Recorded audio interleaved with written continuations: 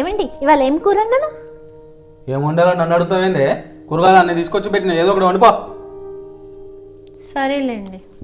ఏమండి గ్యాస్ అయిపోయిందండి, gas book చేయరా? అది కూడా నేనే బుక్ చేయాలా? నీకు చేయడం రాదా? ఏమండి షాపింగ్కి తీసుకెళ్ళరాదండి, కొన్ని వస్తువులు కొనుక్కోవాలి. షాపింగ్ కూడా నేనే తీసుకుపోవాలా? ఒకదాని పోయి తెచ్చుకోపో. తీసుకెళ్ళొచ్చు కదా. ఏమే అన్నం పెట్టు.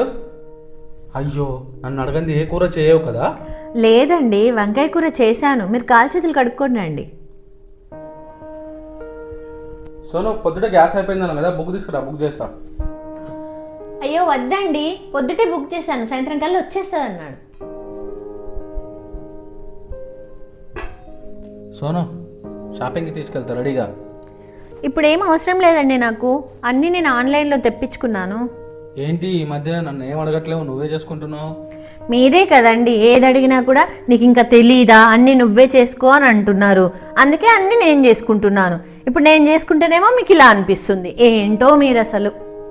మనం లేకుండా అన్ని పనులు చేసుకోగలరు, అయినా సరే మన మీద డిపెండ్ అవుతారు.